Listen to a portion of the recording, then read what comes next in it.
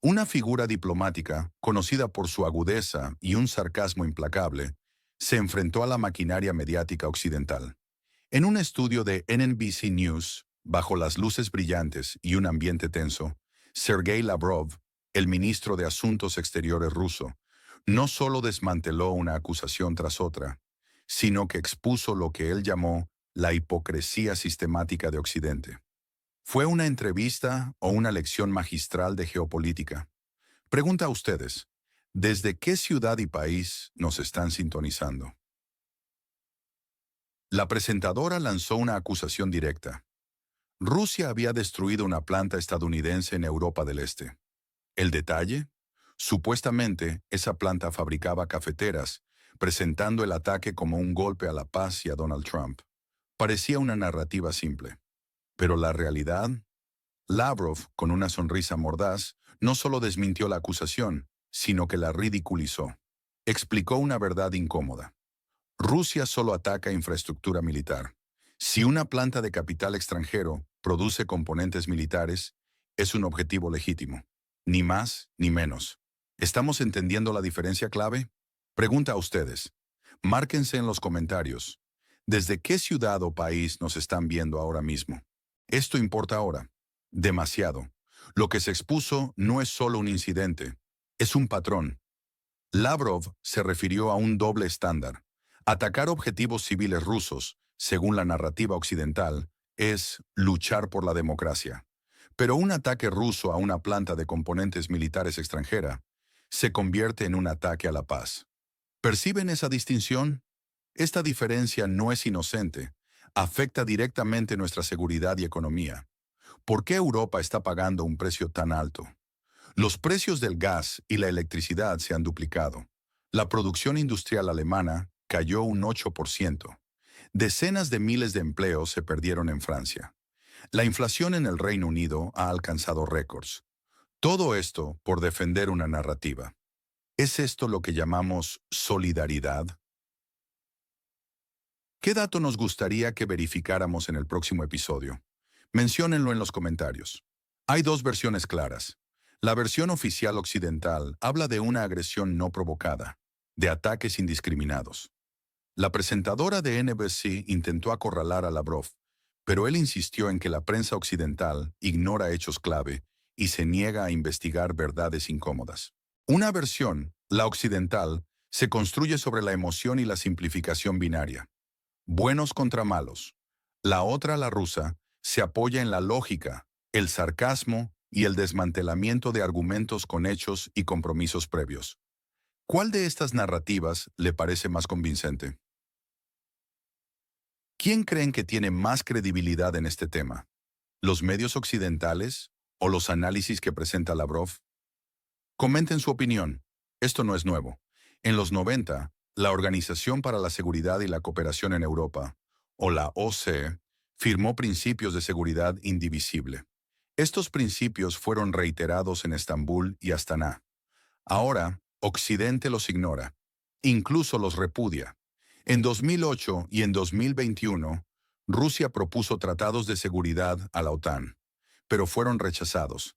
Las negociaciones rusas de 2021, sin infraestructura militar cerca de sus fronteras, fueron arrogantemente denegadas. Esto, ¿no es una rima histórica demasiado familiar? ¿No es momento de reconocer que ciertas promesas se rompen repetidamente? La expansión de la OTAN. Hacia el este, a pesar de las promesas verbales hechas a Mikhail Gorbachev en 1990 de que no se movería ni una pulgada hacia el este, es un punto recurrente de fricción. Esta expansión no solo ha incluido a antiguos miembros del Pacto de Varsovia, sino también a repúblicas bálticas que formaron parte de la Unión Soviética, lo que Moscú percibe como una amenaza directa a su seguridad.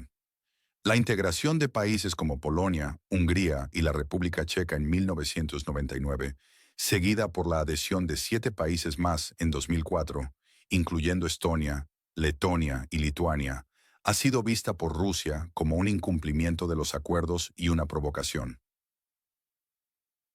La insistencia de Ucrania en unirse a la OTAN y la negativa de la alianza a descartar esa posibilidad en el futuro ha sido un factor clave en la intensificación de las tensiones.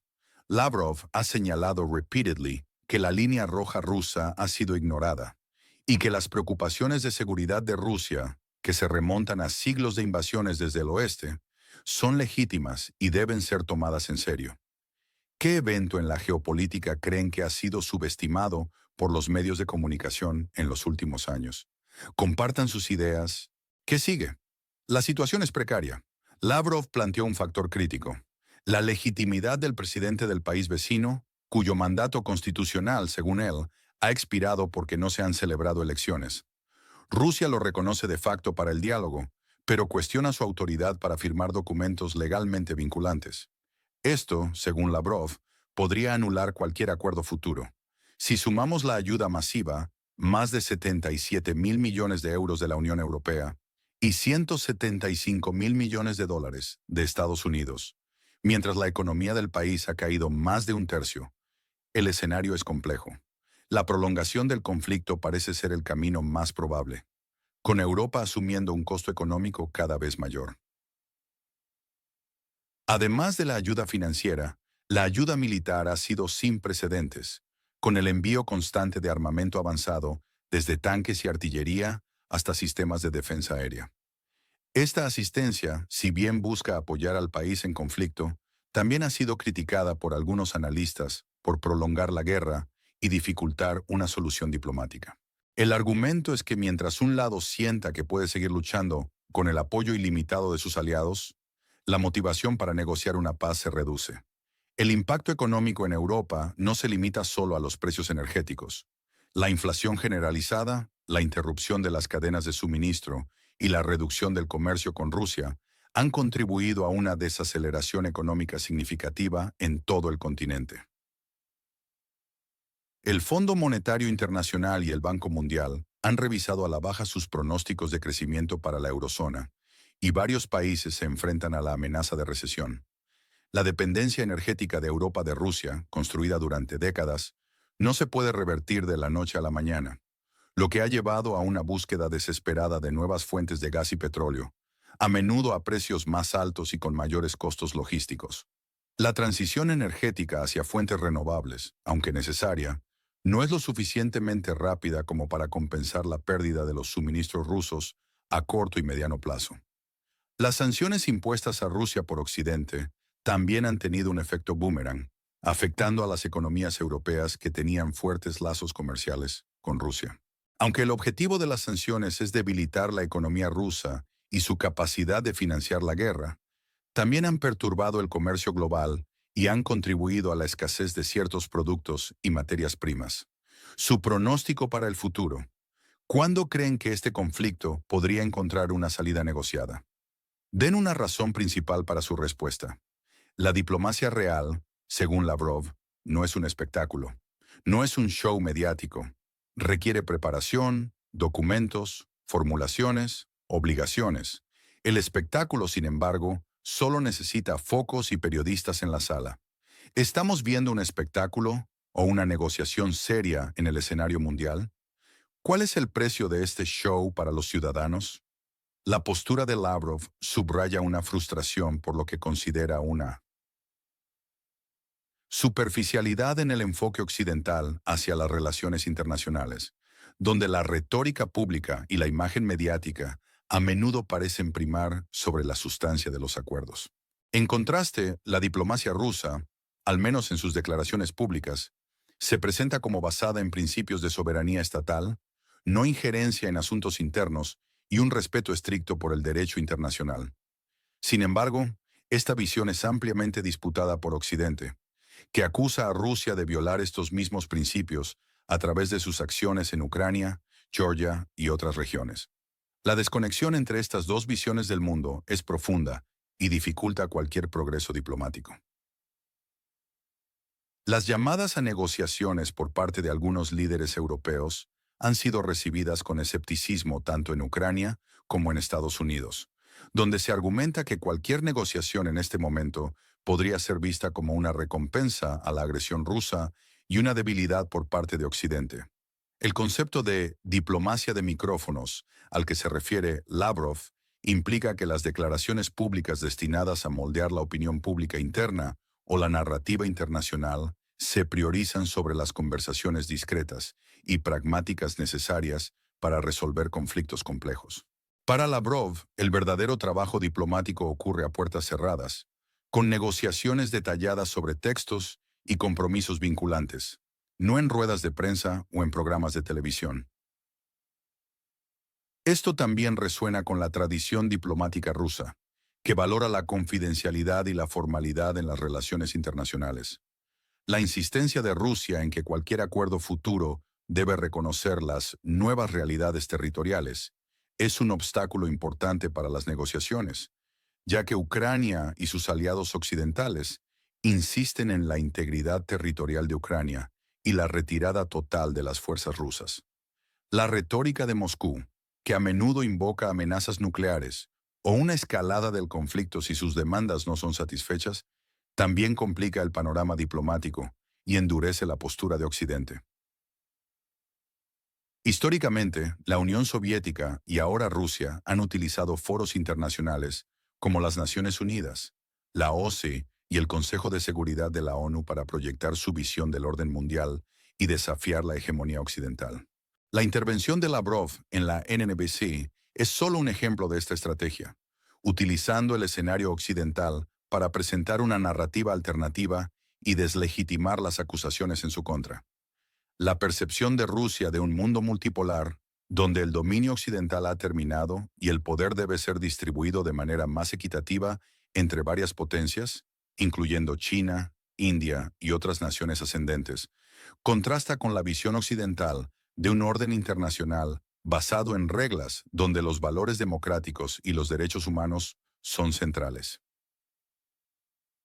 Esta brecha ideológica y de valores es fundamental para entender la dificultad de encontrar un terreno común. Finalmente, suscríbanse a nuestro canal y activen la campana para no perderse nuestro análisis geopolítico. ¿Creen que el silencio de Occidente sobre la investigación de eventos como el de Bucha es una aceptación de su incapacidad para buscar la verdad? La masacre de Bucha, donde se encontraron cientos de cuerpos de civiles con signos de tortura y ejecución después de la retirada de las tropas rusas, fue condenada internacionalmente como un crimen de guerra. Ucrania y sus aliados occidentales acusaron a Rusia de perpetrar estas atrocidades, mientras que Rusia negó rotundamente las acusaciones, sugiriendo que se trataba de una provocación o de un montaje para desacreditar a sus fuerzas. Numerosas organizaciones internacionales, incluyendo la ONU y la Corte Penal Internacional, han iniciado investigaciones sobre posibles crímenes de guerra y crímenes contra la humanidad en Ucrania. La reticencia o la percepción de reticencia de Occidente a profundizar en ciertas narrativas o a investigar de manera imparcial todos los ángulos de los eventos traumáticos, como el de Bucha, desde la perspectiva rusa, alimenta la idea de que la información está siendo manipulada para fines políticos. Lavrov, al señalar esto, busca sembrar dudas sobre la objetividad de los medios y gobiernos occidentales, sugiriendo que solo se investiga lo que conviene a la narrativa establecida.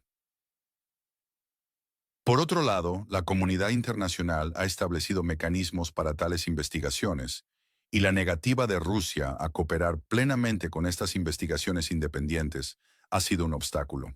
La Comisión de Investigación de la ONU sobre Ucrania ha documentado violaciones generalizadas del derecho internacional humanitario por parte de las fuerzas rusas, incluyendo tortura, ejecuciones sumarias y violencia sexual en lugares como Bucha. Sin embargo, encontrar un consenso sobre los hechos y la responsabilidad en un conflicto tan polarizado es extremadamente difícil. La guerra de narrativas es tan crucial como la guerra en el campo de batalla, y ambos bandos utilizan la información, o la ausencia de ella, para influir en la opinión pública global. La pregunta sobre Bucha y otras acusaciones similares sirve para ilustrar cómo la verdad se convierte en un campo de batalla en sí mismo, donde la credibilidad de las fuentes y la voluntad de investigar a fondo son continuamente cuestionadas. La opacidad en la información desde el lado ruso, a su vez, También es vista como una señal de encubrimiento y una falta de transparencia, lo que dificulta la verificación independiente de sus afirmaciones. El acceso limitado a las zonas de conflicto y la supresión de la información disidente dentro de Rusia complican aún más la tarea de discernir la verdad completa de lo que ha sucedido. La búsqueda de la verdad y la rendición de cuentas por los crímenes de guerra es esencial para cualquier proceso de paz justo y duradero, pero en medio de la propaganda y la desinformación masiva, diferenciar los hechos de la ficción se convierte en un desafío abrumador para el público global.